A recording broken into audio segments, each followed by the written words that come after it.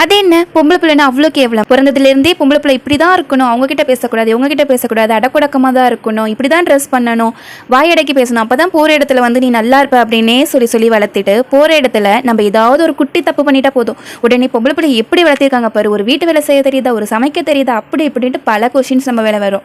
சரி, அதுக்கும் பழகிட்டு நம்ம ஒரு பொம்பளை பிள்ளை பெற்றிடக்கூடாது. அந்த குழந்தைய தூக்கி கொஞ்சத்துக்கு ஆள் இருக்காங்களோ இல்லையோ, அந்த குழந்தைய பார்த்த மறு நிமிஷம் ஒரு கொஷின் வந்து அவங்க வைப்பாங்க, இன்னும் 1 வருஷமோ 2 வருஷமோ ஒரு ஆம்பளை பிள்ளை பெற்றுக்கும், அப்போ தான் உங்கள் குடும்பத்துக்கு வாரிசு இருக்கும் அப்படின்னு சொல்லிட்டு. இல்லை, நான் தெரியாமல் தான் கேட்குறேன்.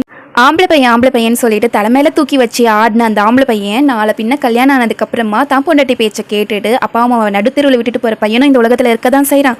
அதே மாதிரி அந்த பொம்பளை பிள்ளையை இலக்கரமாக பேசுகிறீங்கள, அவங்க வந்து எவ்வளோ கஷ்டமாக இருந்தாலும் தான் பெற்றவங்களை பார்க்கணும் அப்படின்னு சொல்லிட்டு தான் புருஷன் கிட்ட சண்டை போட்டு பார்க்குற பொம்பளை பிள்ளையை இந்த உலகத்தில் இருக்க தான் செய்கிறாங்க.